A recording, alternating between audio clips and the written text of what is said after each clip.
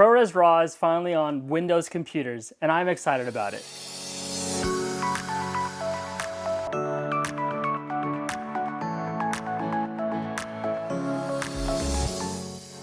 So a couple of years ago, I changed my editing systems from a Mac computer to the Windows platform. After I did the switch, ProRes had already been out from Apple. It's an Apple codec. For a good while, it was only working on Mac platforms. The high quality ProRes, before RAW came out, the 422 was about an hour for a 1 terabyte recording. ProResRAW, in some magical form or factor, gives you close to 2 hours of really nice layout of colors on the same 1 terabyte drive. So what? Many editors on the Windows side have been asking for the longest time, when is ProResRAW going to be available to Windows users? And this moment is very exciting for a lot of us who love coloring our own projects. I didn't want to sit here and do some tests with, like, you know, charts and color boards and all that kind of thing, though I probably should do something like that. I know a lot of guys do it online, and if you want to watch their videos, there are a lot of great people who explain that much better than I do. What I wanted to do is just kind of show you somewhat real world settings that I shot the camera with in ProResRAW, and then show you how much information I was able to really dial in, and I'm excited to show you. So here we go. So let's get into Premiere and actually show you guys my excitement of this. And I want to do it from the beginning so you can see how well the Premiere engineers did a great job with utilizing you know, their algorithms to work with ProRes. This shot looks like it's pretty bright. So I'm gonna go ahead and highlight that, drag that into the timeline. Look how easy that is, no processing. Does it play?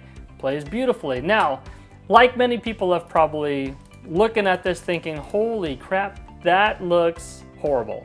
Why did you shoot it that way? I can't believe you do this for a living. I know it's bad. So I'm gonna go ahead and highlight this clip. Let's go ahead and bring up the scope so you guys can also have this open so you can see this. I'm gonna drag this over to the side a little bit. Okay, so here's our scopes. I'm gonna go to my master file here of this shot. As you can see, it's blown out.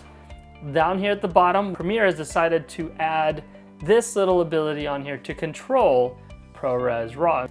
Let's go ahead and split that in half. Why not, right?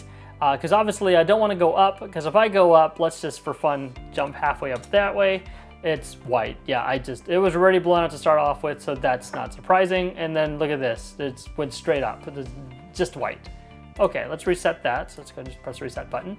Here's our coloring. All right, that's easy enough. We know we can go that far because all this color can get squished up. But let's go the other way. Let's try -5, split the difference there.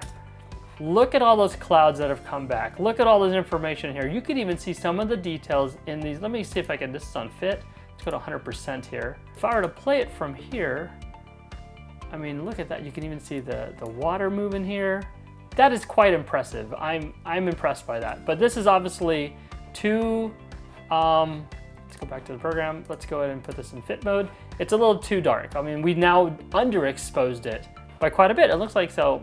Let's push this up. I want to kind of put our mid-grades around the 70 marker here in the scopes. So I'm going to go ahead and go back to my master.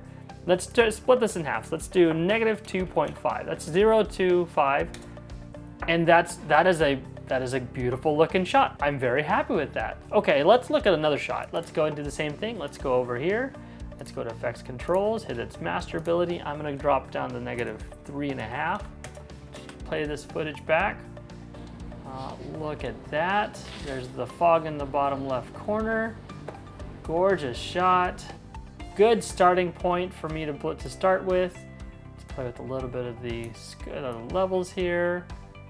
You know, the highlights here are a nice roll-off clip, and it's kind of clipping over here. I mean, you can see the highlight of the sky is hitting the ground here, and it's reflecting back at us and really giving us a lot of highlight, but I'm okay with that. I mean, this to me would be a beautiful shot, you know, for any kind of project in the cottage, for instance. All right, I have some more footage here. Why do I want to show you this? Well, in my mind, a lot of people also want to see skin tone. I had a light bouncing at the back of the garage, just bouncing the light one way, and I let the sun peer through the window, as you can see over here in the corner. Let's just go ahead and first use it where we have a starting point. I think it'd be a little bit easier. So let's do the negative. I'm gonna go just -2 on this one. And that's a good, for me, that's a good starting point. That really controlled the lighting in here. I'm gonna actually start at -1.5. I want it a little bit brighter. And you know, the skin tone here is actually not too terrible. Let's see, where's my skin tone?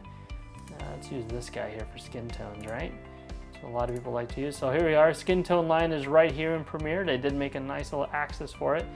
And if I was to go in here and go into my crop mode, there we are. Bottom, where's the top here, top. So that's actually doing a decent job. I mean, Sony cameras tend to favor a little green, so usually kind of feather towards the left here. And this isn't too bad. I'm actually quite impressed how well it handles color of skin tone. Okay, another thing I actually want to talk about is I actually did go back. The Sony camera, the Sony FS5 has the ability to also record in slow-mo. So this one I did in slow-mo. Let's just do a little ramp here. Just jump this over to a speeder, and let's do 50% of that. Really extend the crud out of this and see how much information we can. I mean, that's clean to me. There's no bouncing, there's no jumping. The quality of the color looks really great. I was super excited to see that the dial-in control was exactly what the hype was around this format. Way beyond what I was expecting.